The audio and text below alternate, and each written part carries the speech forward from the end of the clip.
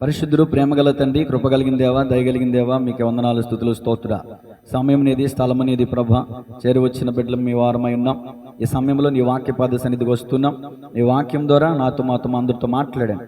ఎవరు ఫోన్లు మోక్కుండా, ఎవరు అటు ఇటు తిరగకుండా, ఎలాంటి డిస్టర్బెన్స్ లేకుండా, ఇది ఎలాంటి నిద్రాత్మలు లేకుండా అయ్యా ప్రతి ఒక్కరికి ఆసక్తి దయచండి. వాక్యం పట్ల ఆసక్తి దయచండి. నిద్ర యందు ఆసక్తి విడుము అని వాక్యం చెప్తుంది. సోమరిపోతనం వల్ల, ఈ బద్ధకము వల్ల పేదరికం వస్తుంది, అప్పుల పాలైపోతారని లేఖనాలు చెప్తున్నాయి ప్రభు. నీ సన్నిధిలో మెలకు కలిగి ఉండాలి, నిద్రపోతానం కలిగి ఉండకూడదు ప్రభు. ప్రతి ఒక్కరికి ఒక అటెన్షన్, మెలకు కలిగి సిట్రేట్ కలిగి ఉంటానికి సహాయించండి. బిడ్డలందరూ కూడా యాక్టివ్గా ఉంటానికి సహాయించండి. మీ ఆత్మశక్తితో నింపండి, బలపరచండి. యేసయ్య నామములో ప్రార్థిస్తున్నాము తండ్రి, ఆమేన్. దేవుని స్తోత్రం చెప్పండి గట్టిగా, రెండు చేతులు పైకి చెప్పండి, హల్లెలూయా. అదే పరమగీతం 10వ అధ్యాయం 8వ వచనం. నారిమణి సుందరి అది నీకు తెలియకపోయినా చాలండి. ఈ మాటని 3-4 వారాలుగా చెప్తూ ఉన్నాను. 4 వారాలుగా నారిమణి సుందరి అనేది పార్ట్ 1లో చెప్పాను.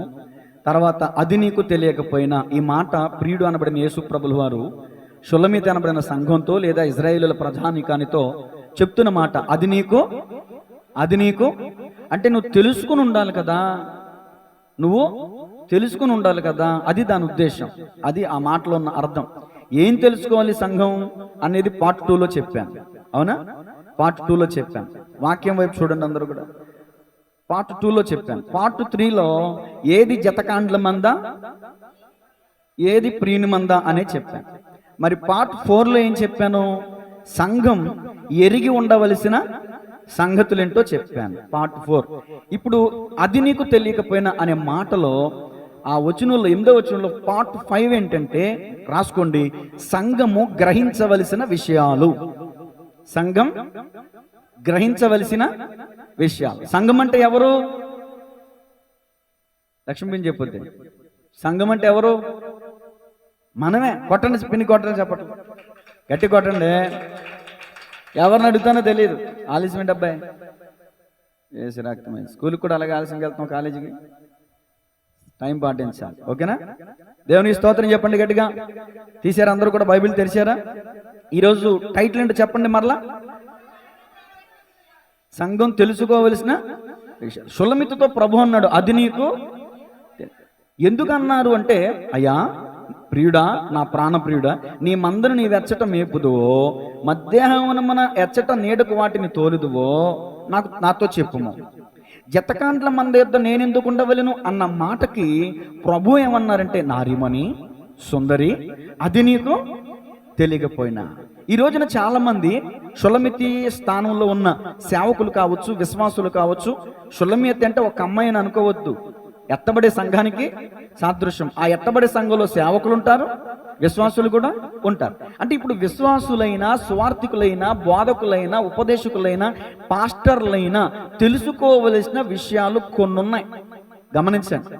కొన్ని విషయాలు నాలాంటి సేవకులు కొన్ని విషయాలు గ్రహించకపోవటం వల్ల, అయ్యో ఈరోజు వాళ్ళు రాలేదే, అయ్యో ఈరోజు వీళ్ళు రాలేదే అని బాధపడతారు. నేను నిన్న మొన్నటి వరకు బాధపడేవాడిని.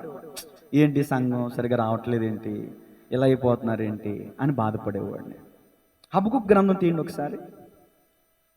హబకుకు గ్రంథం గ్రహింపు కలిగినటువంటి హబకుకు గారు ఏమంటారంటే, హబకుకు గ్రంథం 3వ అధ్యాయం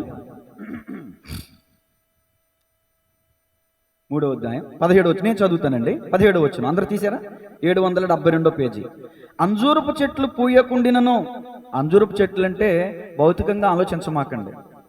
విశ్వాసులు కొన్ని సందర్భాల్లో చెట్లతో పోల్చబడ్డారు కదండి.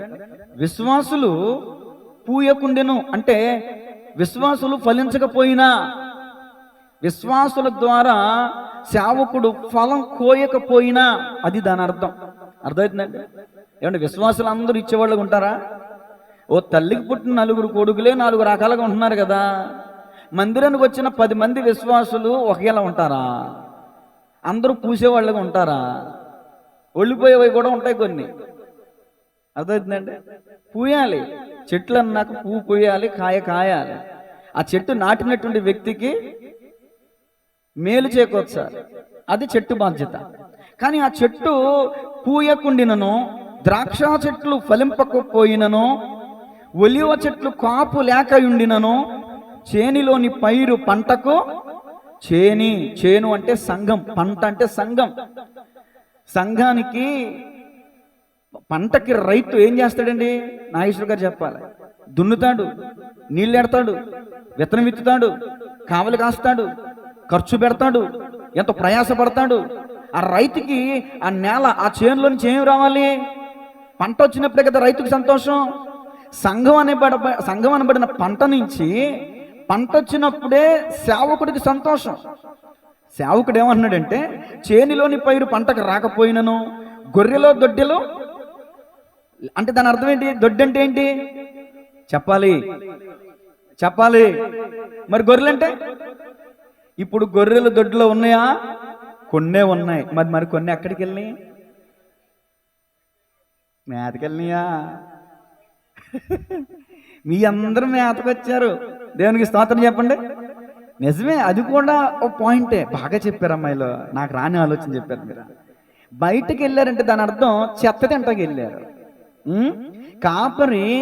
కాపరి మంచి ఆహారాన్ని మేయిస్తాడు. అర్థమవుతుంది? శ్రేష్టమైన ఆహారాన్ని మేయిస్తాడు. కాపరి దగ్గరికి రాకుండా ఎక్కడెక్కడికో బయటికి వెళ్తున్నారంటే దాని అర్థం ఏంటంటే ఏదో చెత్త చెదారం తింటాకి వెళ్తున్నారు. గొర్రెల దొడ్డిలో లేకపోయినను, సాలలో పశువులు లేకపోయినను, నేను యెహోవా యందు, ఇప్పుడు చెప్పండి, నేను విశ్వాసులను బట్టి ఆనందించాలా, దేవుని బట్టి ఆనందించాలా?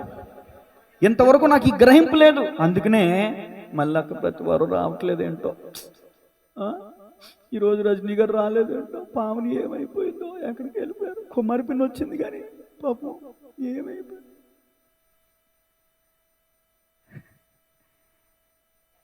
సేవకుడు గ్రహించాల్సిన విషయాలు ఇవి. ఏంటండి? ఈరోజు నా ముఖంలో చూడండి, ఇక నుంచి చింత ఉండదు. ఇక నుంచి నా ముఖంలో ఎన్నోసార్లు చదివాను కానీ ఈ పాయింట్ బాగా ధ్యానిస్తాను కదా. ధ్యానించడం అంటే ఒక కోడి గుడ్డుని పొదిగినట్టు ఒక్కొక్క వచనాన్ని నేను పొదిగే కృప దేవుడు ఇచ్చాడు కాబట్టి ఇప్పుడు లోతుగా వెళ్తాను కాబట్టి నాకు సబ్జెక్ట్ అర్థమవుతుంది. నిన్న మొన్నటి వరకు ఏంటో ఎంత ప్రార్థన చేస్తున్నా, ఎన్నిసార్లు గద్దిస్తున్నా, ప్రేమతో చెప్తున్నా, గద్దించి చెప్తున్నా, కోపంతో చెప్తున్నా. అదేంటో ఆదివారం వచ్చేసరికి ఫంక్షన్కి వెళ్ళిపోతున్నారు, ఆదివారం వచ్చేసరికి మందిరానికి రాలేకపోతున్నారు, ఆదివారం వచ్చేసరికి సాకులు చెప్తున్నారు ఏంటో. నిన్న మొన్నటి వరకు బాధపడిన నేను ఇక నుంచి వాక్యం ప్రకారంగా నేను యెహోవా యందు నేను బతుకున్నానంటే దేవుని కృప కాదండి. వాళ్ళు వచ్చారు, వీళ్ళు రాలేదు, వాళ్ళు ఇస్తున్నారు, వీళ్ళు ఎత్తలేదు. దేవుడు ఇవ్వాలి, దరిద్రం పోవాలంట. అంతేనా? దేవునికి స్తోత్రం కలుగునుగా. దేన్ని బట్టి పూయకపోయినా, ఫలాలు లేకపోయినా, పంట నుంచి సేవకుడు తృప్తి పొందకపోయినా, ఆకలి దప్పికలు ఏమండి? అంజూరపు చెట్టు దగ్గరికి యేసు ప్రభులు వారు ఎందుకు వెళ్ళారు? ఆకలేసి 2 పళ్ళుంటే ఏమైంది? అక్కడ పళ్ళు ఉన్నాయా? మరి యేసుకి ఏమొచ్చింది?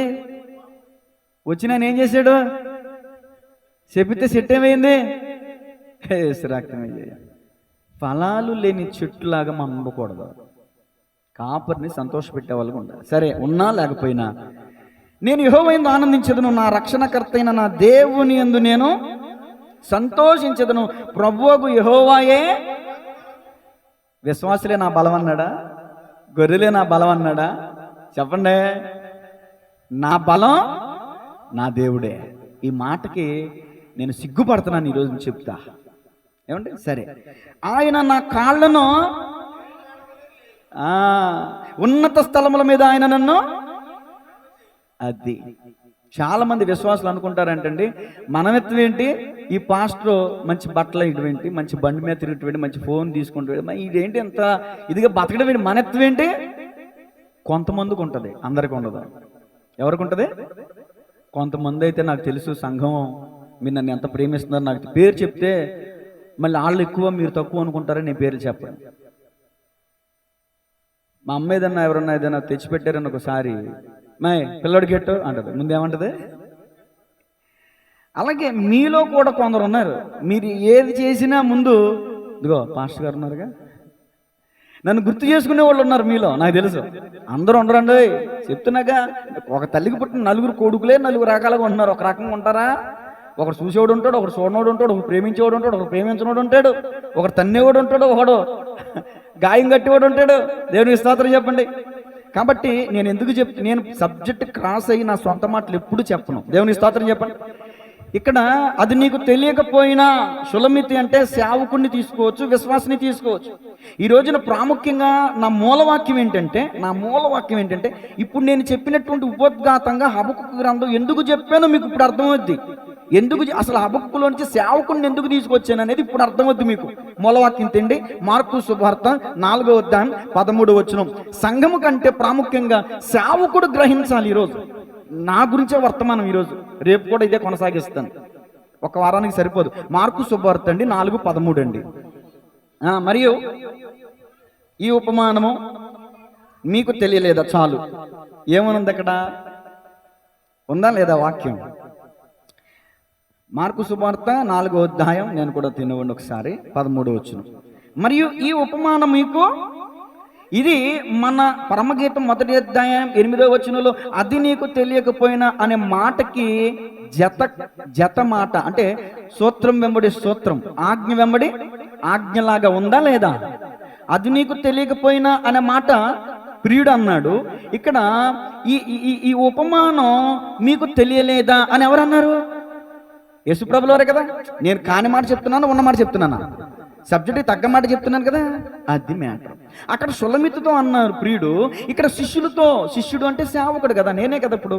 అందుకని ఈ వాక్యం నాకు, తర్వాత మీకు కూడా. దేవునికి మహిమ కలుగునుగా. ఈ ఉపమానం నీకు తెలియకపోయినా, ఈ ఉపమానం మీకు తెలియలేదా అంటే వీళ్ళు వచ్చి అడిగారు, అయ్యా నువ్వు అక్కడ జనసమూహంలో ఒక ఉపమానం చెప్పావు కదా, ఆ ఉపమాన భావం ఏంటో మాకు చెప్పు అంటే యేసుప్రభుల వారు అన్నారు, ఈ ఉపమానం మీకు తెలియలేదా? ఇప్పుడు ఏంటి ఆ ఉపమానం? గత వారం ఏమో యోహాను సువార్త 3వ అధ్యాయం నుంచి నికోదేము గురించి మనం విన్నాం. అది నీకు గ్రహింపు లేదా అనే మాట నుంచి చెప్పుకున్నాం. ఇప్పుడు కూడా మార్కు సువార్త 4వ అధ్యాయం మొదటి నుంచి కొన్ని వచనాలు ఎక్కువగా ఉన్నాయి కాబట్టి నేను చదువుతాను, తర్వాత సింగిల్ వచనాలు మీరు చదువుదురుగా. ఆయన సముద్ర తీరమున మరలా బోధింపనారంభింపగా బహుజనులు ఆయన వద్దకు కూడి వచ్చి ఉన్నందున ఆయన సముద్రంలో ఒక దోణి ఎక్కి కూర్చుండాను. జనులందరూ సముద్ర తీరమున నేల మీద ఉండిరి. ఆయన ఉపమాన రీతిగా చాలా సంగతులు వారికి బోధించుచు తన బోధలో వారితో ఇట్లా, నేను వినుడి, ఇదిగో నేను తర్వాత మిమ్మల్ని అడుగుతానుండి, వినండి జాగ్రత్తగా. ఇదిగో విత్తువాడు విత్తుటకు బయలు వెళ్ళెను. వాడు విత్తుచుండగా కొన్ని విత్తనములు త్రోవ పక్కన పడిను, పక్షులు వచ్చి వాటిని మింగివేశాను. కొన్ని చాలా మన్ను లేని రాతి నేలను పడిను. అక్కడ ఉన్న మన్ను లోతుగా ఉండనందున అవి వెంటనే మొలిచెను, గాని సూర్యుడు ఉదయింపగానే అవి మాడి వేరు లేనందున ఎండిపోయాను. కొన్ని ముండ్ల పొదలలో పడిను, ముండ్ల పొదలు ఎదిగి వాటిని అణిచి వేసను గనుక అవి ఫలింపలేదు.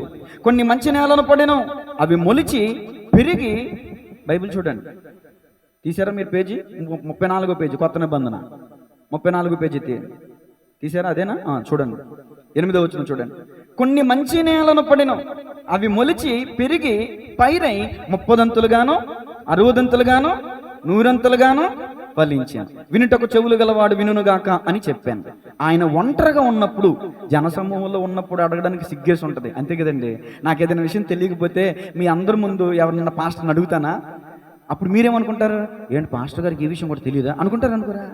మీ అందరూ వెళ్ళిపోయాక వాక్యం చెప్పిన యేసుబాబు అన్న, విజయ్ కుమార్ అన్న వచ్చారు, అన్న ఈ వాక్యం చెప్పావు కదా నాకు అర్థం కాల అని అడుగుతాం. మీ అందరూ వెళ్ళిపోయా. అక్కడ ఇదే జరుగుతుంది. ఆయన ఒంటరిగా ఉన్నప్పుడు 12 మంది శిష్యులతో కూడా ఆయన చుట్టూ ఉండిన వారు ఆ ఉపమానము గూర్చి ఆయనను అడిగి, కొంతమంది ఉన్నారంట, అందరూ వెళ్ళిపోలేదు కానీ కొంతమంది ఉన్నారు. అందుకు ఆయన, దేవుని రాజ్యం మర్మము తెలుసుకునుట మీకు అనుగ్రహింపబడి ఉన్నది, కానీ వెలుపల ఉండువారు ఒకవేళ దేవుని వైపు తిరిగి పాపక్షమాపణ పొందుదురని వారు చూచుటకైతే చూచి, కనుగొనకయు వినుటకైతే వినియు, గ్రహింపకి ఉండుటకును అన్నీ ఉపమాన రీతిగా వారికి బోధింపబడుచున్నవని వారితో చెప్పాను. మరియు ఈ ఉపమానము మీకు తెలియలేదా? అసలు ఈ ఉపమానాలు ఎందుకు చెప్తున్నాను? ఇప్పుడు చిన్న పిల్లలు ఉన్నారండి, స్కూల్కి వెళ్తారు, వాళ్ళకి లెసన్స్ డైరెక్ట్గా చెప్పరు. ఇప్పుడు ఈ శృతి ఉంది, దాంట్లో పట్టుకెట్ సాత్విగా ఉంది, వీళ్ళకి చిన్న కథలు చెప్తాను. చిన్న కథలు చెప్పి పాఠాన్ని వాళ్ళకి మైండ్కి ఎక్కిస్తారు. కాబట్టి శిష్యులు శిష్యులు వీళ్ళు ధర్మశాస్త్రం ఎరిగిన వారు కదా. అసలు ఈ ఉపమానాలు యేసుప్రభుల వారు ఎందుకు చెప్పారంటే, అన్యజనులు ఎవరైనా వాళ్ళు తెలుసుకుని వాళ్ళు పాపక్షమాపణ నిమిత్తం నా వద్దకు తిరిగి వస్తారేమోనని ఈ ఉపమానాలు చెప్తున్నాను. ఈ ఉపమానం మీకు తెలియదా? అన్యజనులు తెలుసుకోవడానికి నేనేదో ఏబిసిడీలు చెప్తున్నాను, ఏబిసిడీలు తెలియదా? అది దాని అర్థం. అర్థమవుతుందండి? అది ఇప్పుడు అర్థమైందా మీకు? హబక్కూకు గ్రంథం ఎందుకు తీసి చదివినిపించాను? ఇప్పుడు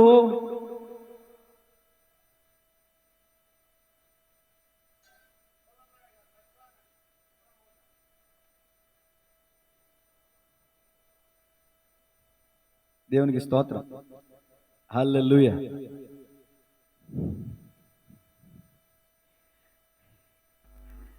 సరే, ఏం చేస్తున్నానా నువ్వు? సరే సరే, 13 వచనం చూడండి. మరియు ఈ ఉపమానము మీకు, ఇక్కడి నుంచి సబ్జెక్ట్ స్టార్ట్ అవుతుందండి. అలాగైతే ఉపమానములనియు మీకెలాగో తెలియను నేను. విత్తువాడు వాక్యం విత్తుచున్నాడు, త్రోవ పక్కన ఉండు వారెవరనగా ఎక్స్ప్లెయినింగ్, ఉపమానాన్ని వివరిస్తున్నటువంటి సందర్భం ఇది. ఇప్పుడు అన్ని చదవను, ఒక వచనం చదువుతా. విత్తువాడు వాక్యం విత్తుచున్నాడు, త్రోవ పక్కన ఉండు వారెవరనగా, వివరణ, ఎక్స్ప్లెయినింగ్, వాక్యము వారిలో విత్తబడును గాని వారు వినిన వెంటనే సాతాను వచ్చి వారిలో విత్తబడిన వాక్యం ఎత్తుకొని పోవును. అర్థమవుతుందండి? ఇప్పుడు ఎక్స్ప్లెయినింగ్లోకి వచ్చాం.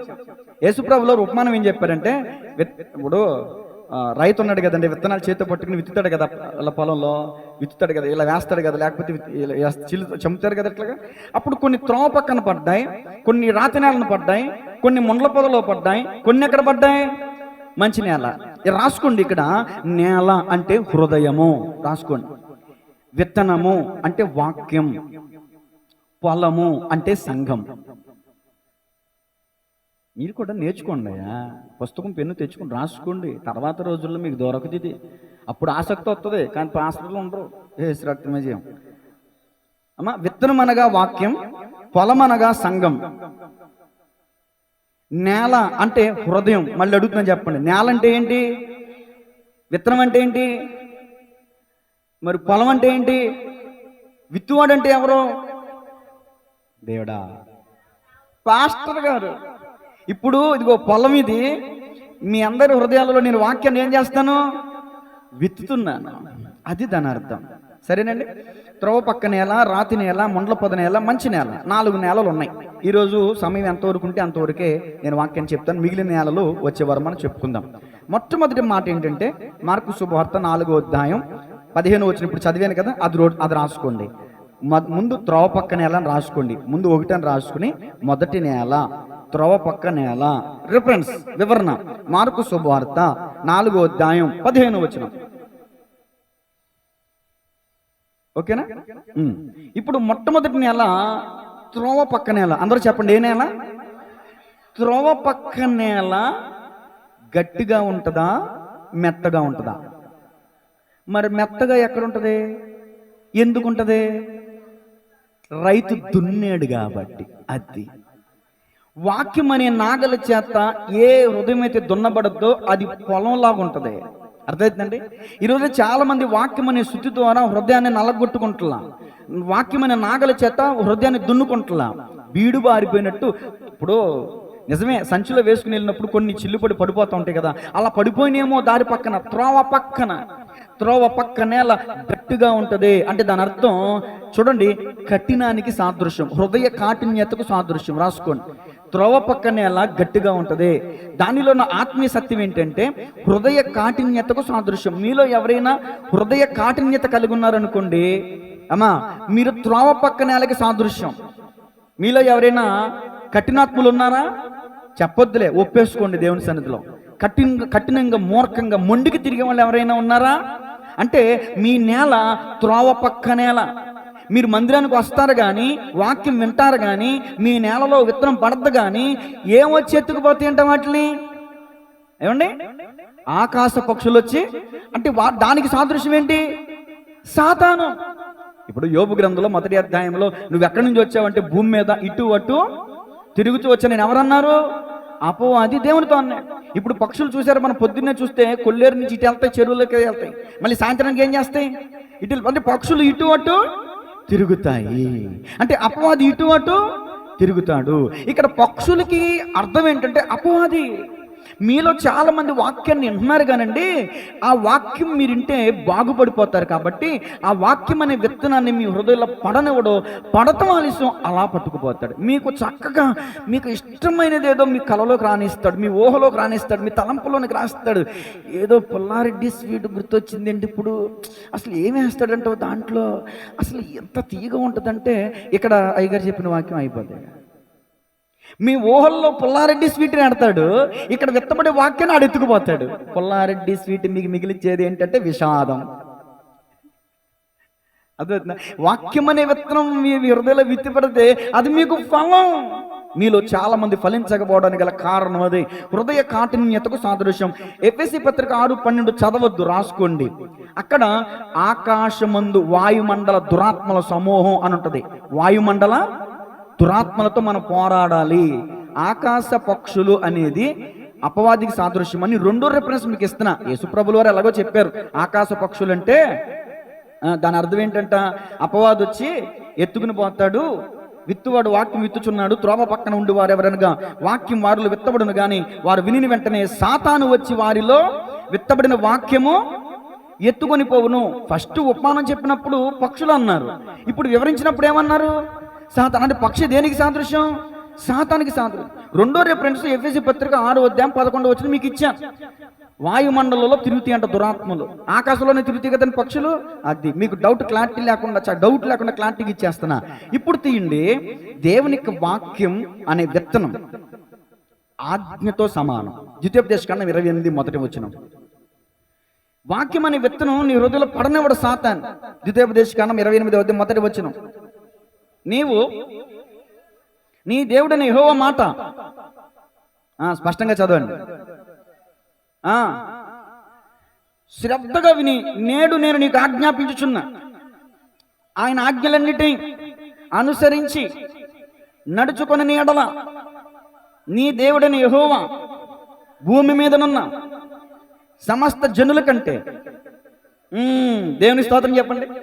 అమ్మా, దేవుని వాక్యం చెప్తుంది, వాక్యం అనే విత్తనం, వాక్యం అనే ఆజ్ఞకు నువ్వు లోబడితే, ఇదిగో నా మాట నువ్వు శ్రద్ధగా వింటే బహుతరములకు శోభాతిశయంకరంగా నేను చేస్తా, నిన్ను ఆశీర్వదిస్తా, నిన్ను హెచ్చిస్తా, నీ పిండి పిసుకు తొట్టిని దీవిస్తా, నువ్వు బయటికి వెళ్ళినప్పుడు లోపలికి వచ్చినప్పుడు దీవించబడతావు, నీ మీద పడు శత్రులు ఒక త్రోవను వచ్చి 7 తోవలు పారిపోతారు. నీవు చేయు కొట్లలోను నీవు చేయు ప్రయత్నములన్నింటిలోనూ నీ దేవుడైన యెహోవా నీకు ఆశీర్వాదాన్ని ఇస్తాడు. ఎప్పుడు ఆయన మాట శ్రద్ధగా.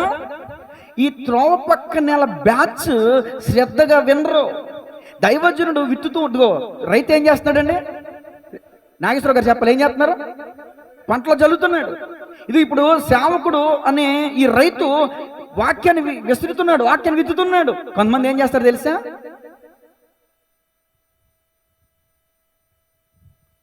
ఏం చేస్తారు? సెల్ ఫోన్లో ఎవరో మెసేజ్ పెట్టారో చూస్తా కూర్చుంటాడు. ఇంకొకళ్ళు ఏం చేస్తారు తెలుసా? ఈరోజు చదవాల్సిన వాక్యం ఏంటబ్బా, ఇర్మియా గ్రంథం 1వ అధ్యాయం. అయ్యగారు పాపం గంట తరబడి కూర్చుని ప్రార్థనలు చేసి రెక్కల ముక్కలు చేసుకుని ఇక్కడ సీట్లు వాసిపోయి ఇక్కడ నడువులు పీసిపోయి ఇక్కడ ఇంత వాక్యం ప్రిపేర్ అయ్యి మీకు దగ్గర తీసుకొస్తుంటే నువ్వు అనుదిన వాక్యం చదువుతూ ఉంటావు కూర్చుని. కొంతమంది ఏం చేస్తారు తెలుసా?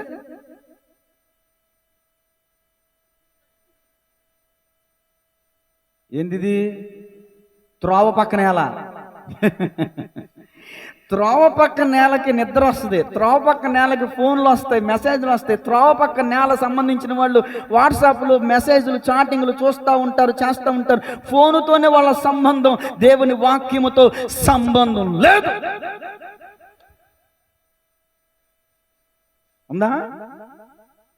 ఉంటే మందిరంలో భయభక్తులు కలుగుంటాం. సెల్ ఫోన్ వచ్చిందంటే అలా బయటికి వెళ్ళిపోం. గత వారం వీడికి వార్నింగ్ ఇచ్చాను, నువ్వు మధ్యలో వచ్చినా మధ్యలో వెళ్ళిపోయినా జీవితంలో నీకు డ్రమ్మే ఉన్నాను, ఫోన్ స్విచ్ ఆఫ్ చేసి కూర్చోమన్నా. ఇదే ఆఖరి అవకాశం అన్నమాట. ఇక ఈసారి కనుక మధ్యలో ఇలా వెళ్ళాడా డ్రమ్ ఇక్కడ ఉంటుంది. దేవుని స్తోత్రం చెప్పండి గట్టిగా. మధ్యలో అలా వెళ్ళకూడదు. మీకు ఎవిడెన్స్ కూడా ఇచ్చాను నేను. మధ్యలో వెళ్ళిపోయాడండి బల్లారాధన తీసుకుని. ఎవరో ఇస్కరియోతు యోధ ఏం ప్రవేశించేస్తుందో అపవాది ప్రవేశించాడు, వెళ్ళిపోయి ఊరేటం చచ్చిపోయాడు. తప్పండి. మందిరానికి వచ్చినప్పుడు భయభక్తులు కలిగి ఉండాలి. ఎవరైనా సినిమాలకు వెళ్ళి 100 రూపాయల టికెట్ కొనుక్కుని ఎవడో చచ్చిపోయాడు అన్న వార్త వస్తే వచ్చేస్తారా?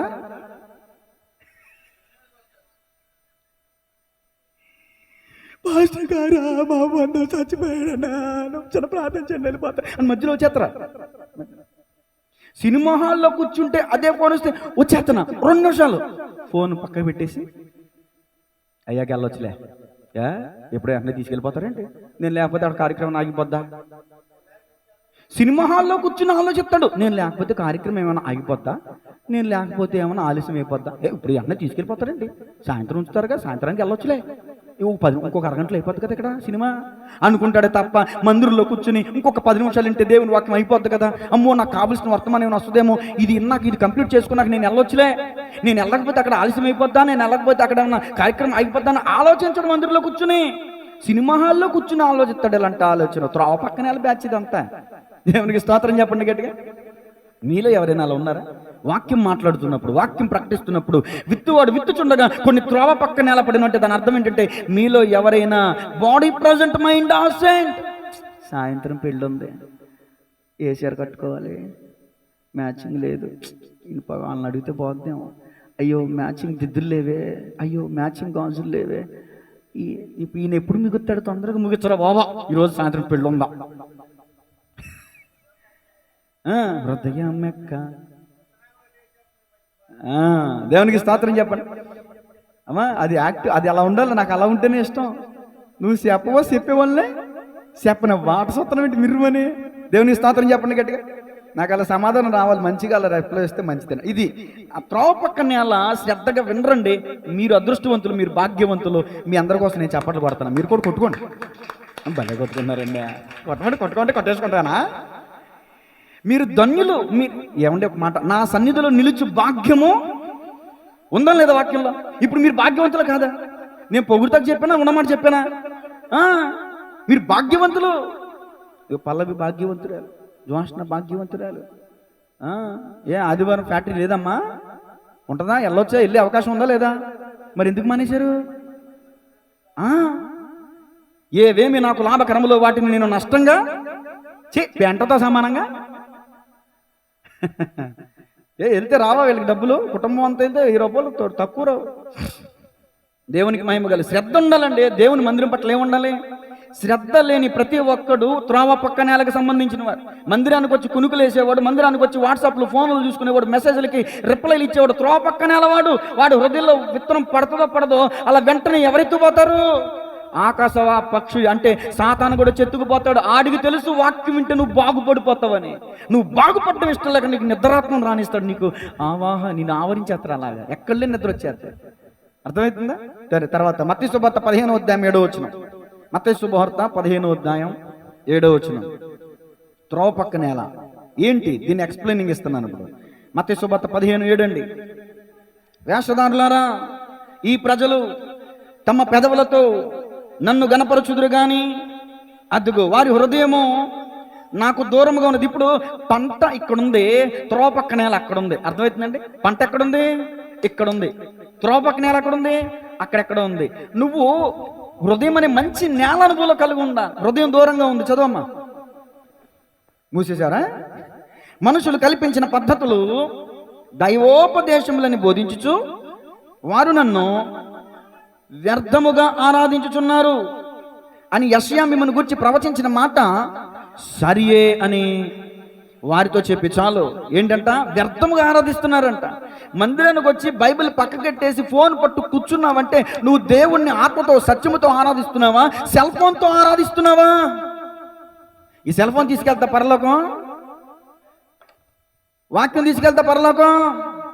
మరి వాక్యం పట్టు కూర్చోకుండా సెల్ ఫోన్ అట్టు కూర్చుంటావేంటి? ఇది మందిరం కదా. ఒక్కొక్కడికి ఎంత జబ్బు అంటే ఫోన్ లేకపోతే మూత్రం కూడా రాదు, ఫోన్ లేకపోతే అది చెప్పాలా వద్దని ఆలోచిస్తున్నారు, రికార్డింగ్ అవుతుంది అంటే మలమూత్ర విసర్జన కూడా ఫోన్ పట్టుకుని వెళ్తున్నారు అమ్మల బాబు అయ్యలు. నిజమండి. మీరు చూడండి, డాక్టర్లు హెచ్చరిస్తున్నారు, దయచేసి మీరు సెల్ ఫోన్ వాడుతూ వెళ్ళే ఆలోచన మీకు అలవాటు ఉందా, దయచేసి మానుకోండి, ఇన్ని నష్టాలు చెప్తున్నారు. సిగ్గు లేకుండా, సిగ్గుపడకుండా వాళ్ళు చెప్తున్నారు డాక్టర్లు. ఎందుకంటే అలాంటి అలవాట్లు చేసుకుంటున్నారు. ఒక్కొక్కడికి ఇది ఎత్తగా ఏసి రక్తం, ఇప్పుడు ఎందుకులే. అది ఒక్కొక్క అలవాటు. పొద్దున్నే మంచినీళ్ళు తాగాలి కడుపు నిండా చక్కగా. ఏమండి 2-3 రోజులు వెళ్ళలేదనుకో ఎంత నరకం ఉంటుంది. సిగ్గు లేకుండా చెప్తున్నా, 2-3 రోజులు వెళ్ళలేదనుకో ఎలాంటి పరిస్థితి. గ్యాస్ పెరిగిపోయి, పొట్ట పెరిగిపోయి, బేభత్సం లోపల మామూలుగా ఉండదు. మీరు పొద్దున్నే లేచి నీళ్లు తాగాలండి, మంచినీళ్ళు తాగాలి, పుష్కలంగా తాగాలి, నీళ్ళు తాగాలి. దేవునికి స్తోత్రం కలిగిన నీరు అనబడిన దేవుని వాక్యాన్ని మన సమృద్ధిగా హృదయంలోకి సేకరించాలి. అప్పుడు మన ఆత్మ వల్ల పడితే ఆత్మ ఆరోగ్యంగా ఉంటుంది. సరే, మత్తయి సువార్త 13:13 యెషయా ప్రవక్త ద్వారా చెప్పకనే చెప్పాడు దేవుడు, ఈయన ప్రజలు వాళ్ళు తమ పెదవులతో నన్ను స్తుతిస్తున్నారు కానీ వాళ్ళ హృదయంతో నన్ను ఆరాధించలేకపోతున్నారు. మత్తయి 13:13 చదవమ్మా. ఎందు నిమిత్తం నేను ఉపమాన రీతిగా ఈ ప్రజలు కన్నులారా చూచి, చెవులారా విని, హృదయంతో గ్రహించి, మనసు త్రిప్పుకొని నా వలన స్వస్థత పొందకుండానట్లు అదిగో వారి హృదయం క్రొవ్వింది, త్రోవ పక్కనేలిది. వారి చెవులు వినుటకు అసలు శ్రద్ధ లేదు, వస్తున్నారే కానీ వింటలేదు. చెవులకి అంట మందం, అంటే చెవులో కొవ్వు పెరిగిపోయిందంట, గుండెకు కొవ్వు పెరిగిపోయిందంట. హృదయం కొవ్విందంటే దాని అర్థం ఏంటండి? హృదయానికి కొవ్వొట్టిందనే అర్థం. ఇప్పుడు గుండె రక్తనాళాలు ఉంటాయి, పెద్ద నాళాలు, చిన్న రక్తనాళాలు ఉంటాయి కదా ఈ గుండెలో. ఆ రక్తనాళాల్లో మాంసం పెరిగింది, బ్లడ్ అల్లో స్టక్ అయిపోద్ది. అదే కార్డియో అరెస్ట్ ఏదో అంటారు కదా, నాకు ఇంగ్లీష్ రాదు. హార్ట్ స్ట్రోక్లు వచ్చినాయి కదా, అంతేనండి. గుండెల్లో కొవ్వు పెడితే చచ్చిపోతున్నారు గుండె నొప్పులు వచ్చి. దేవుడు చెప్తున్నా హృదయం కొవ్విపోయింది, చెవులు మందాలైపోయినాయి, నా మాట ఎక్కట్లేదు వాళ్ళకి. ఈ రోజున సంఘంలో తెలుసుకోవాల్సిన విషయం ఏంటంటే, విశ్వాసులు కొంతమంది సేవకులు కూడా ఎలా ఉన్నారంటే వింటున్నారే కానీ చెవులు మందాలైపోయినాయి, వింటున్నారే కానీ హృదయంలోకి చేర్చుకునేవట్లేదు వాక్యం. హృదయం కొవ్విపోయింది, కఠినమైపోయింది హృదయం. అందుకనే వాళ్ళు గ్రహించరు, చూచుట మటుకు చూతురు కానీ ఎంత మాత్రమో తెలుసుకొనరు. యెషయా చెప్పాడు అక్కడ 29:13. మీకు లేఖనం కూడా చూపించాలిగా మరి. నేను అది అది కరెక్టో కాదు మీకు మరి నెరవేర్పు చూపించినప్పుడు లేఖనం చూపించొద్దా? యెషయా 29:13 ప్రభు ఎలాగో సెలవిచ్చుచున్నాడు, ప్రజలు నోటి మాటతో నా ఎద్దకు వచ్చుచున్నారు, పెదవులతో నన్ను గణపరచుచున్నారు గాని తన హృదయమును. ఇప్పుడు చూడండి, పెదవుల దగ్గరగా ఉండటం ఏంటి, హృదయం దూరంగా ఉండటం ఏంటి? పెదవుల దగ్గరగా ఉండటం పెదవుల దగ్గరగా ఉంటే అంటే దాని అర్థం, నీ ఉంటే నాకు చాలు యేసయ్యా, నీ వెంటే నేను ఒక ఫోన్ ఎత్తే వెళ్ళిపోతారు యేసయ్యా.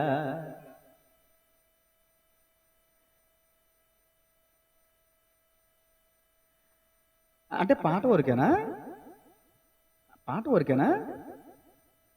నీవు లేకుండా నేనుండలేను, నాకున్నవని పట్రా, అదే పట్రా.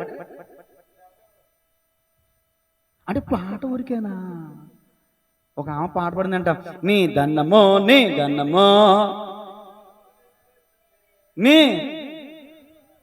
పాట రాదు, అందరూ దొంగలే కావాలా. నీ దశమా భాగము నీయా మై అబ్బో. ఏంటి పాట పాడుతున్నా? ఏనాడు నిచ్చావా నువ్వు? ఏంటా నన్ను క్వశ్చన్ చేస్తున్నా? నేను పాడిన పాట సరిగ్గా విన్నావా నువ్వు? నేనేమన్నాను? నీ ధనము అన్ననే తప్ప నీ దశంభాగం నా దశంభాగం నేను పాడే నా పాస్టర్ ఎరకెరనా? తెలివితేటలు ముదిరిపోతాం కదా. హృదయం కొవ్విపోతే అలాంటి ఆలోచనలు వస్తాయి. హృదయం కొవ్విపోతే, చెవులు మందం ఎక్కితే వాక్యం ఎక్కదరా నాన్న, వాక్యం ఎక్కదు.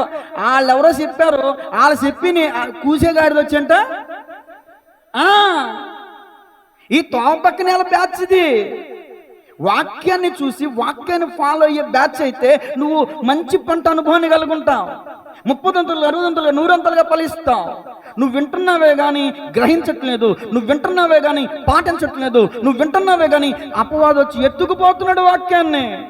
నీకు మిగిలేది శూన్యమే. త్రోవ పక్క నేల అనుభవం అంటే అది. పెదవులతో నన్ను స్తుతిస్తున్నారు కానీ వాళ్ళ హృదయం నాకు ఏసురక్తమేజం ఏసయా స్తోత్రం స్తోత్రం స్తోత్రం, పరిశుద్ధుడా స్తోత్రం స్తోత్రం స్తోత్రం. ఇదే పెదవులతో స్తుతించడం అంటే.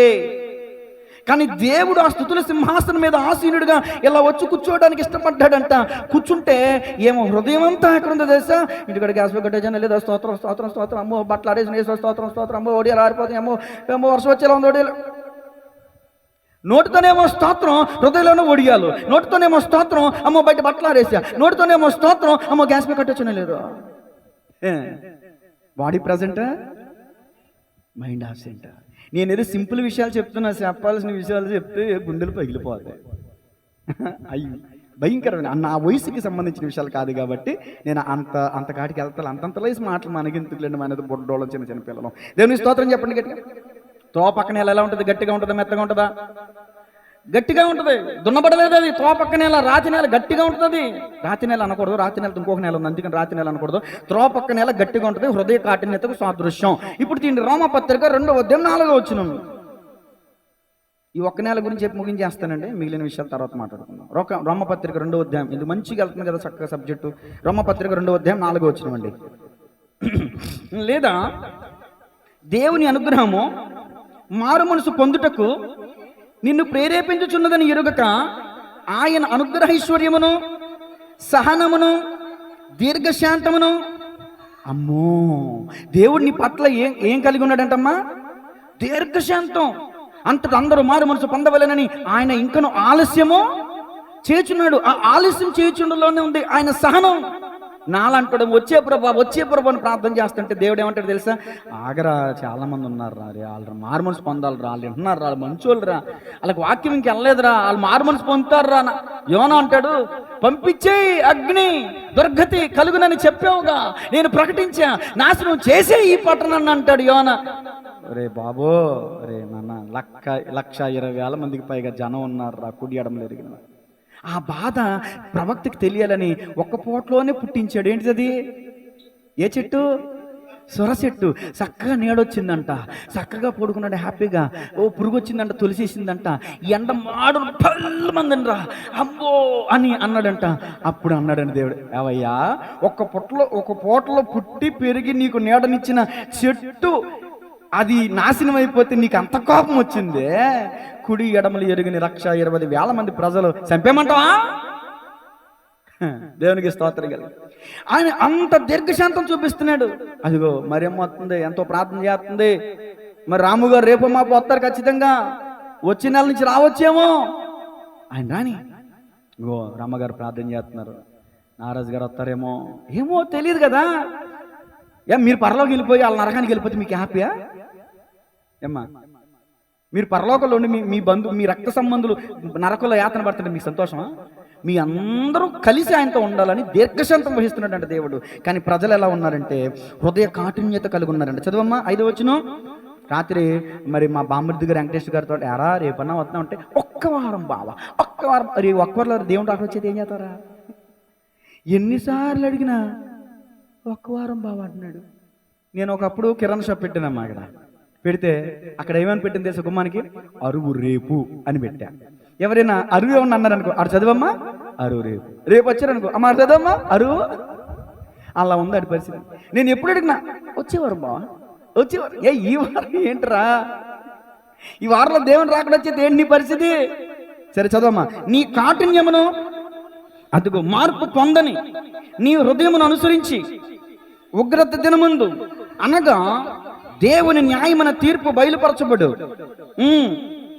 నీకు నీవే ఉగ్రతను సమకూర్చుకొనుచున్నావు. ప్రతివానికి అదిగో వాని క్రియల చొప్పున ప్రతిఫలమిచ్చును, సత్క్రియను ఓపికగా చేయొచ్చు. వెదుకు వారికి నిత్య జీవమునిచ్చును. అయితే భేదములు పుట్టించి సత్యమునకు లోబడక దుర్నీతికి లోబడి వారి మీదికి అమ్మో దేవుని ఉగ్రతయు రౌద్రమును వచ్చును. దుష్కార్యము చేయు ప్రతి మనుషుని ఆత్మకు మొదట యూదునికి అంటే అన్యుడికి కూడా శ్రమయు వేదనయు కలుగును. సత్క్రియ చేయు ప్రతి వానికి మొదట అంటే మీకు క్రైస్తవులకి యూదులకి అంటే అన్యులకు కూడా మహిమయు ఘనతయు సమాధానమును నీ ప్రవర్తన బట్టే నీ జీవితం ఉంటుంది. అంతేనండి, దీని పాయింట్ అంతే. ఎవరి క్రియలకు వాళ్ళకి నేను జీతం సిద్ధం చేశా. నువ్వు మంచి చేసావనుకో నువ్వు మేలు పొందుకుంటావు. సత్క్రియను ఓపికగా చేసావనుకో నువ్వు అరే బాబు ఏం పేరు హర్ష, ఎవరికి వచ్చారు? అమ్మకొచ్చిందా? ఏదో ఇవ్వండి, కావలసింది ఇవ్వండి. అలా అక్క కొట్టేసి ఉంటుంది పాపం గట్టిగా, ఇప్పుడు ఏడవడం అలాంటి ఎడితే నాకు ఏడుపు వచ్చేస్తుంది. అమ్మయ్య, దేవునికి స్తోత్రం చెప్పండి గట్టిగా.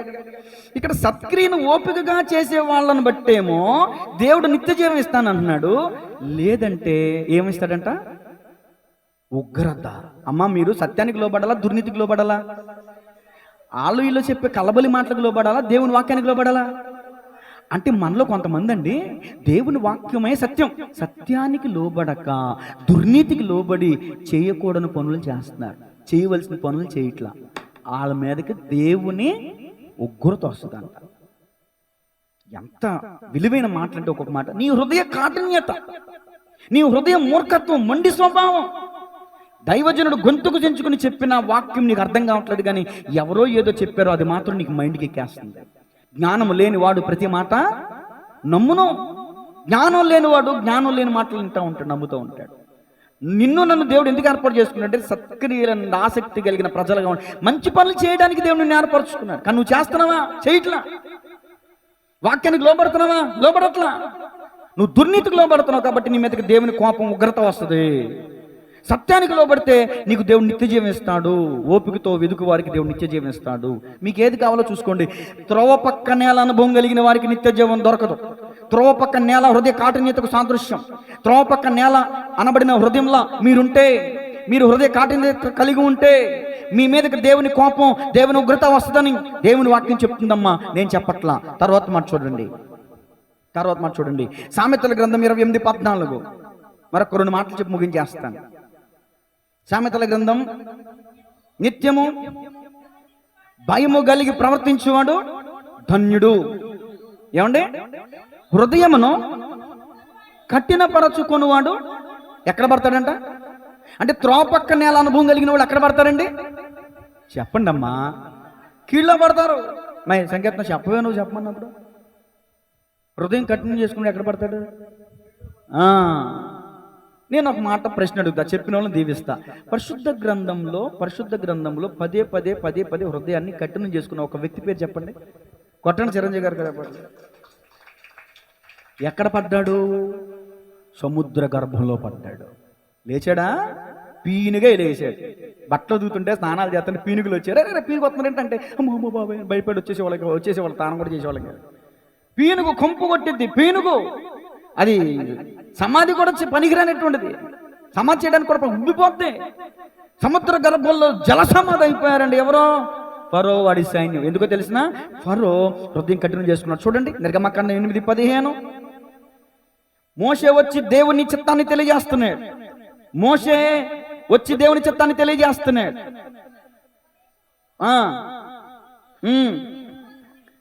ఫరోకి ఉపశమనము కలుగుట చూచి యెహోవా సెలవిచ్చినట్లు తన హృదయమును, అంటే దాని అర్థం ఏంటంటే ఉపశమనం అంటే విడుదల. ఏం చెప్పండి? మీరు తలనొప్పితో బాధపడుతున్నారా? వాడండి జండు బాం, మీకు ఉపశమనం కలుగుతుంది. అంటే దాని అర్థం ఏంటి? మీకు తలనొప్పి నుంచి విడుదల కలుగుతుంది. అంటే ఇప్పుడు ఫరో దోమలతో, ఏగలతో, పేలుతో, మిడతలతో, కప్పలతో, పురుగులతో ఇబ్బంది పడుతున్నాడు. ఇప్పుడు ఆ ఇబ్బంది తొలగించబడింది. మోషే, ఇదిగో మీ ప్రజలను పంపించేస్తాను, నా కోసం వేడుకో, ఈ తెగులు పోయేలా చేయంటే మోషే ప్రార్థన చేశాడు. తెగులు పోయింది. ఇప్పుడు ఉపశమనం కలిగింది. గమనించండి, కష్టం వచ్చినప్పుడు కప్పలో, కందిరేగలో, మిడతలు వచ్చినప్పుడేమో, పేలు వచ్చినప్పుడేమో నేను తట్టుకోలేను బాబోయ్, ఈ సమస్య నేను తట్టుకోలేను, ఈ కష్టం నేను తట్టుకోలేను, ఈ బాధ నేను తట్టుకోలేను బాబోయ్, నేను మిమ్మల్ని పంపించేస్తా అంటాడు. మారు మనసు పొందుతున్నాడు. ఏగలు, కప్పలు, కందిరేగలు ప్రార్థన చేయగానే, పోవంగానే, ఈ బాధ పోవంగానే ఏమంటున్నాడు? నేను మిమ్మల్ని పోనేను. అది హృదయ కాఠిన్యత. కొన్నిసార్లు దేవుడే హృదయం కఠినపరిచాడు. మీకు డౌట్ వస్తుంది, కొన్నిసార్లు దేవుడే కఠినపరిచాడు కదండి. దేవుడు మీ హృదయాన్ని తెరిచినప్పుడు మీరు మూసుకుంటే, మీరు తెరుచుకున్నప్పుడు దేవుడు మూసేస్తాడు. మరి అర్థమవుతుందండి? దేవుడు ఇప్పుడు మీకు అవకాశం ఇచ్చాడు సత్క్రియ చేయడానికి. మీరు హృదయాన్ని కఠినం చేసుకున్నారు, మీ దగ్గర సామర్థ్యం ఉంది కానీ చేయట్లా. దేవుడు ఏం చేస్తాడు తర్వాత తెలుసా? ఏం చేస్తాడు తెలుసా? మీకు ఇచ్చే మనసు వస్తుంది, అప్పుడేముండదు, ఇచ్చే సామర్థ్యం ఉండదు. అలా చేస్తాడు దేవుడు. దేవుడు నీ హృదయాన్ని తెరిచినప్పుడు నువ్వు హృదయం తెరుచుకో. ఆయన నిన్ను కనికరించినప్పుడేమో నువ్వు హృదయం కఠినం చేసేసుకుని, ఆయన కోపంలో ఉన్నప్పుడు నేను పంపించేస్తానంటే నీ హృదయం కఠినం చేస్తాడు ఆయన. దయగల వారిపై దయ చూపించును, దయగల వారిపై దయ చూపించును, గర్విష్ఠుల యొక్క గర్వము గ్లోరీ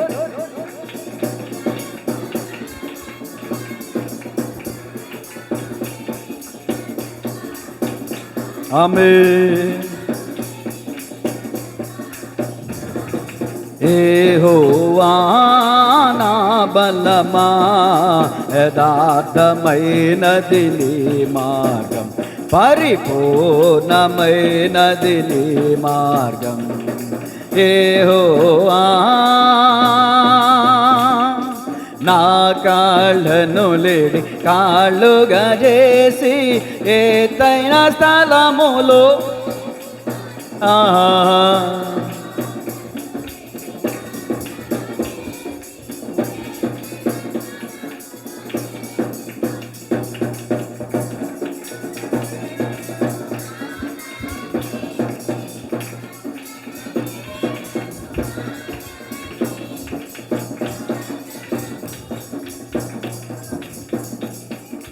అక్షయముగా తన పక్షము చేర్చిన యెహోవా నా బలమా, యథార్థమైనది నీ మార్గం, పరిపూర్ణమైనది యెహోవా. ఆఖరి మాట సామెతలు 29 కూడా చదివి ముగించేస్తా, టైం 12 అయిపోయింది. సామెతలు 29:29.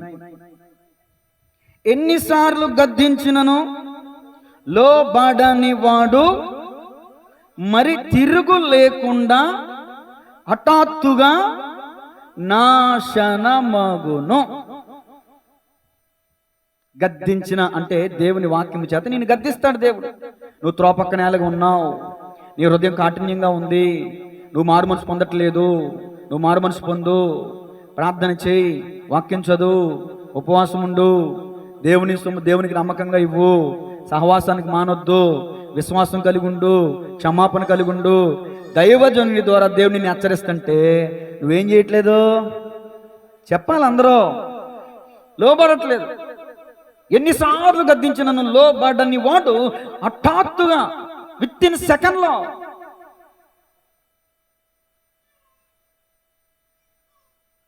బెల్షస్సర్ దగ్గరికి దేవుని చెయ్యి రాత వచ్చింది.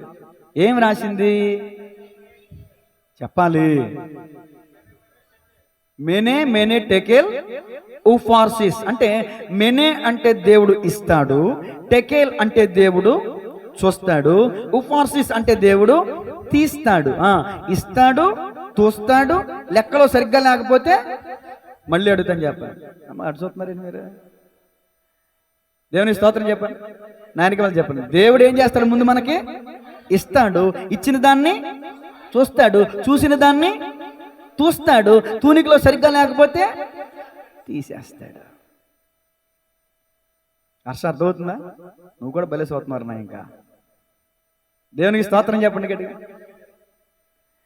ఈ బెల్షస్సర్ రాజు చేసిన తప్పు ఏంటంటే 6 తప్పులు చేశాడు. ఎరిగెరిగి తప్పు చేశాడు, మనసు అణుచుకోలేక తప్పు చేశాడు, రాణులను ఉపపత్నులను ఉంచుకుని తప్పు చేశాడు, దేవుని ఆలయ సంబంధము ఉపకరణములలో ద్రాక్షారసము పోసి తప్పు చేశాడు, వెండి ఎత్తడి బంగారం కర్ర రాయి ఎత్తడి ఇనుము వంటి వాటికి సాగిలపడి తప్పు చేశాడు. ఇలా తప్పు మీద తప్పు, తప్పు మీద తప్పు, తప్పు మీద తప్పు చేసుకుంటా వెళితే యెహోవా చేవ్రాత డైరెక్ట్ గా వచ్చి రాసింది, అరే మెనే టెకెల్ ఉపవాసం శబ్దంగా ఉంటా పిచ్చెక్కిపోతుంది, సంతోషం లేదు, కలవరం వచ్చేసింది. రాణికి చెప్పాడు. రాణి సమాధానం ఇచ్చింది, ఒక సలహా ఇచ్చింది. ఇదిగో, నీ రాజ్యములో దానియేలు అనే భక్తుడున్నాడు. అతడు నీ తండ్రి రాజ్య పరిపాలనలో కూడా ఇలాంటి కలను వివరించే దర్శనం వివరించే ఆ వరము, ఆత్మ జ్ఞాన వివేకములకు దేవుని ఆత్మ కలిగిన వ్యక్తిని నాకు తెలుసు. అతన్ని నువ్వు పిలిపిస్తే ఈ రాతకి సమాధానం ఏంటో. దానియేలు వచ్చాడు. బెల్షస్సర్ రాజు అడిగాడు, ఏంటి దాని అర్థం అని అడిగాడు. రాజా నువ్వు పోతావు అన్నాడు. ఏమన్నాడు సింపుల్గా, రాజా నువ్వు పోతావు అన్నాడు. అప్పుడు వెంటనే ఏం చేయాలి? ప్రవక్త గారు నా కోసం ప్రార్థన చేయండి, నేను ఇన్ని తప్పులు చేశాను కాబట్టి దేవుని తీర్పు నా మీదకి వచ్చింది, దేవుని తీర్పు నా మీదకి వచ్చింది కాబట్టి దేవుడు నాతో మాట్లాడుతున్నాడు కాబట్టి నాకు ఇంకొక అవకాశం ఇస్తున్నాడు, నేను ఈ పాపాన్ని విడిచిపెడతాను, నాకు బతకాలని ఆశ ఉంది, రాజ్య పరిపాలన చేయాలి, నా బిడ్డలకు ఆశీర్వదకరంగా నేను ఉండాలి, నేను నా తప్పును ఒప్పుకుంటున్నాను, నా కోసం ప్రార్థన చేయి ప్రవక్త అని అనలా. ఆ ప్రవక్తకి సన్మానం చేసి పంపించేశాడు. చూసుకోండి, మీకు ఆ రాత్రి అందే దాని అర్థం ఏంటంటే ఆ రోజుతో అతని టైం అయిపోయింది, అంతే కదండి. ఆ రాత్రి అందే రాజైన బెల్షస్సరు హతుడాయెను. దేవుడు హెచ్చరించకుండా, గద్దించకుండా ఒక్కసారిగా నిన్ను తీసేయడు. అర్థమవుతుందండి? ఒక్కసారిగా ఒక వ్యక్తి సడన్గా ఎందుకు చచ్చిపోడు. ప్రతి ఒక్కరికి దేవుడు టైం ఇస్తాడు, అవకాశం ఇస్తాడు. అవకాశాలు ఇచ్చి ఎన్ని అవకాశాలు ఇచ్చినా సద్వినియోగం చేసుకోకపోతే చెట్ట చివరికి ఏం చేస్తాడు? ఇప్పుడు తాగి లివర్ పాడైపోయింది, హాస్పిటల్కి వెళ్ళారు. అరే ఇంకా నువ్వు తాగితే పోతావరా అని డాక్టర్ చెప్పాడు. అప్పుడు ఏం చేయాలి? ఆ మనిషి తాగుడు మానేయాలి. అయినా మానలా. ఏమవుతాడు? కొన్ని రోజులకి ఎత్తేసి ఊరికి ఉత్తరానికి మోసేస్తారు. ఊరికి ఉత్తరం అంటే అర్థమైందా?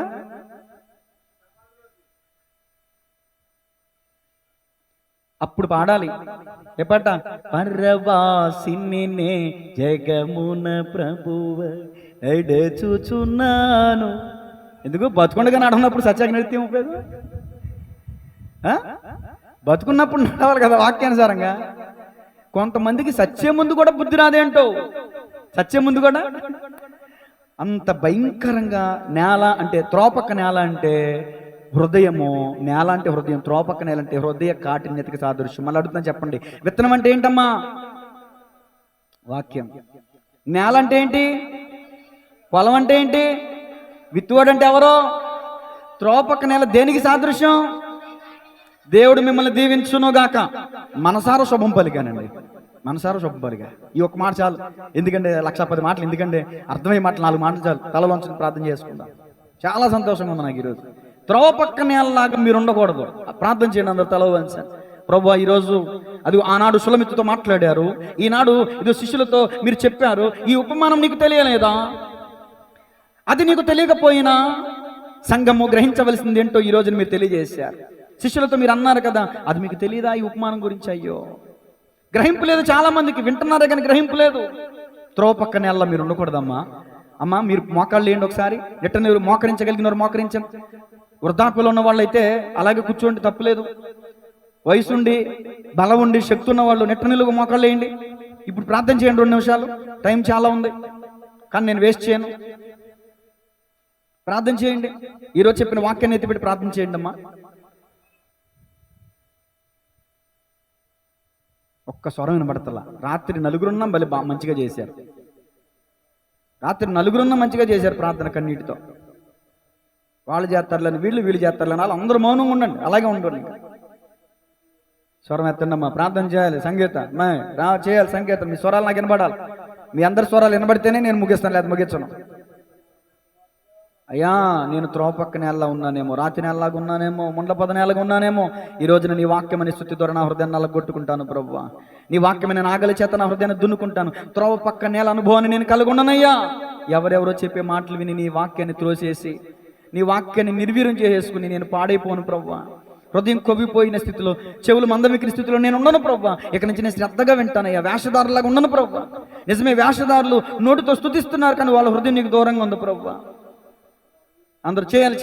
పైకి భక్తి వేషం, హృదయంలో మోసం, ఇదే ప్రభువా మా విశ్వాస జీవితం. త్రోవ పక్క నేల పై పడింది విత్తనం, నేల పైన పడింది విత్తనం. నేల లోపలికి వెళ్ళా అంటే పై భక్తి జీవితానికి సాదృశ్యం, పై విశ్వాస ఆత్మీయ జీవితానికి సాదృశ్యం.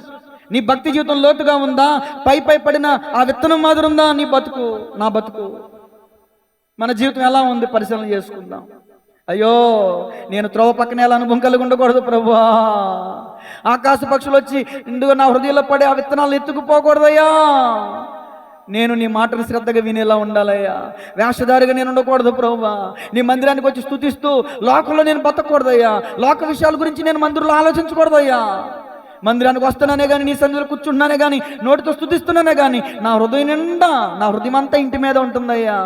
నా హృదయం అంతా డబ్బు మీద ఉంటుందయ్యా. అమ్మో, నేను త్రోవ పక్కన నెలకి సంబంధించిన అని మీ హృదయం మిమ్మల్ని ప్రేరేపిస్తే ప్రార్థన చేయండి. ఒప్పుకొని యథార్థంగా ప్రార్థన చేయండి. ఇదిగో దేవా నా జీవితం, ఆపాదమస్తకం నీకంకితం. పలుమార్లు వైదొలగినాను. అందరూ ప్రార్థన చేయాలి. నీ విలువైన దర్శనము నుండి,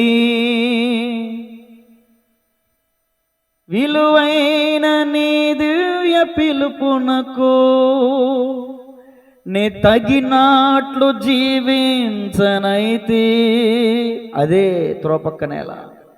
అయినా నీ ప్రేమతో నన్ను దరిచేర్చి, నీ త్రోపక్క నేల ఈరోజు ఒక పంటగా మారిపోవాలి. దున్నుకో. ఈరోజు వాక్యం అనే సుత్తి నీ చేతికి ఇచ్చారు. నల్లగొట్టుకొని హృదయం. ఏ విషయంలో తప్పిపోయావో, ఏ విషయంలో సత్క్రియ చేయట్లేదేమో, మంచి పని చేయట్లేదేమో, నువ్వు చేయాల్సిన బాధ్యతను మర్చిపోయావేమో, ధర్మాన్ని మర్చిపోయావేమో. త్రోపక్క నేల అనుభవం కలిగిన వాళ్ళు వింటారే కానీ గ్రహించరు, పాటించరు. హృదయం కొవ్విపోయింది, నా వలన స్వస్థత వాళ్ళకి కలగదు. త్రోవ పక్క నేల అనుభవం కలిగిన వాళ్ళకి రోగాలు ఉంటాయి. వాళ్ళ హృదయం ఘోరమైన వ్యాధి గలది. వాళ్ళు నా వలన విని స్వస్థత పొందకుండానట్లు వాళ్ళ చెవులు మందములు అయిపోయినాయి, వాళ్ళ హృదయం క్రొవ్విపోయిందంటే వాళ్ళకి రోగాలు ఉంటాయి, బాధలు ఉంటాయి, ఇబ్బందులు ఉంటాయి, శోధనలు ఉంటాయి. త్రోవ పక్క నేలకి సాతాను వచ్చి ఎత్తుకుపోతున్నాడు వాక్యాన్ని. తర్వాత సాతాను ఆవరిస్తాడు ఆ ప్రాంతాన్ని. నీ హృదయంలో వాక్యం లేకపోతే, నీ హృదయంలో వాక్యమని వెలుగు లేకపోతే, వెలుగు లేని చోట ఉండేదేంటో తెలుసా? చీకటి.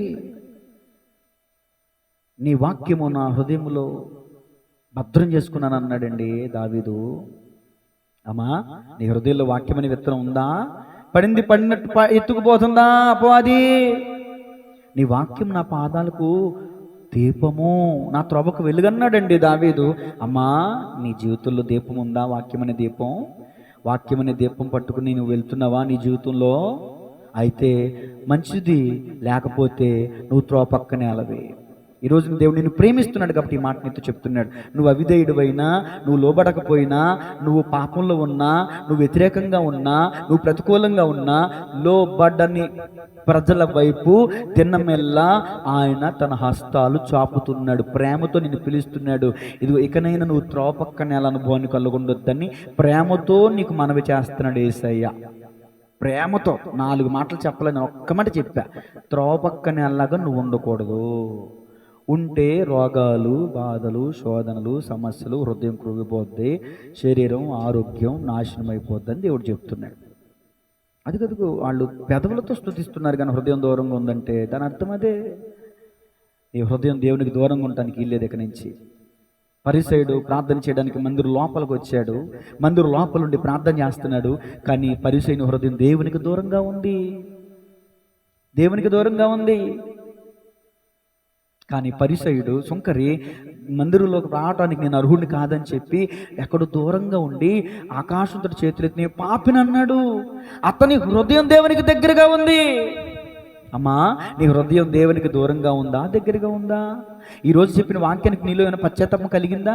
నిజమే కదా, ఈ విషయంలో నేను అపరాధిగా ఉన్నాను కదా, నేను రోజు ప్రార్థన చేయట్లేదు కదా, నేను రోజు వాక్యం చదవట్లేదు కదా, వారానికి 1-2 మార్లైనా నేను ఉపవాసం ఉండట్లేదు కదా, మందిరానికి రావట్లేదు కదా, నేను అన్ని విషయాల్లో నేను నమ్మకంగా ఉండట్లేదు కదా. ఏదో ఒక చిన్న విషయం, ఏదో ఒక చిన్న మాట నీకు టచ్ అవ్వలేదమ్మా? నీ హృదయం పొడవబడలేదా? వాక్యం, దేవుని వాక్యం సజీవము గలది, బలము గలది, ఎటువంటి ఖడ్గము కంటిని వాడి గలదై శరీర ప్రాణాత్మలను విభజించినంత మట్టుకు దూరుచు వెళ్ళిపోతుంది. నీ శరీరంలో, హృదయంలో, కీళ్ళలో, మూలుగులో ఎక్కడ తప్పు ఉంటే అక్కడ ఖండించేస్తుంది వాక్యం, గద్దించేస్తుంది వాక్యం. నువ్వు చేసే తప్పు నీ హృదయంలో ఉంటే హృదయం దేవుని వాక్యం అని కట్టుకు దూసుకుపోతుంది గుండెల్లో. ప్రార్థన. పరిశుద్ధుడా, ప్రేమగల తండ్రి, ఈరోజు అది నీకు తెలియకపోయినా అనే మాటలో నుంచి 5వ భాగం ఇంకా పూర్తి కాలేదు. ఒక్క విషయాన్ని ఈరోజు మేము ధ్యానించాం ప్రభువా. త్రోవ పక్క నేల అంటే ఏంటి, పక్షులు అంటే ఏంటి, విత్తనం అంటే ఏంటి, పొలం అంటే ఏంటి, ఎలా ఉంది ఈ రోజున అనేకుల ఆత్మీయ జీవితం. ఈ సంగతులు సంఘం గ్రహించాలి, సేవకుడు గ్రహించాలి. నిజమే, సేవకుడు ఈ రోజున బాధపడుతున్నాడు. ఎంతో ప్రార్థన చేస్తున్నానే కానీ అయ్యో దుర్మార్గంగా, వ్యతిరేకంగా, మరి ఇష్టానుసారంగా తిరుగుతున్నారేంటి విశ్వాసులు అని నాలాంటి సేవకులు ఎంతోమంది బాధపడుతూ ఉంటారు ప్రభువా. కానీ వాళ్ళు త్రోపక్క నేలని ఈ రోజున గ్రహించి బాధపడకుండా హబకుకు ప్రవక్తలాగా, అయ్యా దొడ్డిలో గొర్రెలున్నా లేకపోయినా, శాలలో పశువులున్నా లేకపోయినా, చెట్లు పూసినా పూయకపోయినా, ద్రాక్ష చెట్లు ఫలించినా ఫలించకపోయినా, ఎవరిచ్చినా ఇవ్వకపోయినా, ఎవరు వచ్చినా రాకపోయినా, ఎవరు ప్రేమించినా ప్రేమించకపోయినా, మనుషుల మీద ఆధారపడకుండా సేవకుడు గ్రహించాల్సింది ఏంటంటే నీ బలం మీద ఆధారపడాలని ప్రభు ఈరోజు వాక్యం ప్రకటించబడింది. నిజమే, విశ్వాసులు ఎంత గ్రహించారో నాకు తెలియదు, కానీ నేనైతే నా మట్టుకు నేను గ్రహించాను ప్రభు. నా బలం నీవే అని గ్రహించాను, నా ఆదరణ నీవే, నా తల్లి నీవే, నా తండ్రి నీవే, నన్ను ఆదరించేది నీవే అని నేను తెలుసుకున్నాను ప్రభు. సంఘం మీద ఆధారపడకూడదని నీ మీదనే ఆధారపడాలని నేను నేర్చుకున్నాను ప్రభు. ఇక మీదట సంఘాన్ని బట్టి, విశ్వాసులను బట్టి, వాళ్ళ ప్రవర్తనను బట్టి నేను బాధపడకూడదయ్యా. హబకుక్కులాగా సంతోషించే హృదయం నాకు దయచేయి ప్రభు. త్రోవ పక్క నేల అనుభవం కలిగి నేను ఉండకూడదయ్యా. గ్రహించలేని శిష్యుల్లా నేను ఉండకూడదు ప్రభు. మంచి నేల అనుభవం కలిగి నేను ఉండాలి. మంచి నేల అనుభవం కలిగిన వారిని బట్టి నేను సంతోషించాలి. అంతేగాని త్రోవ పక్క నేల వంటి అనుభవం కలిగిన వారిని చూసి నేను బాధపడకూడదు. ప్రార్థన చేయటమే నా బాధ్యతని నేను ఈరోజు తెలుసుకున్నాను ప్రభువా. నాతో మాట్లాడినందుకు వందనాలు, నా ఆత్మబిడ్డలతో మాట్లాడినందుకు వందనాలు, యూట్యూబ్ ద్వారా వీక్షిస్తున్న వారితో మీరు మాట్లాడినందుకు మీకు వందనాలు అయ్యా. ఈ వాక్యం రాతి నేలలో, ముండ్ల పొదలలో, త్రోవ పక్కన కాక మంచి నేలను పడిన విత్తనం వలె 30 60 100 ఫలించునుగాక. యేసయ్య నామములో ప్రార్థించి అడిగి వేడుకొనుచున్నాము తండ్రి, ఆమేన్.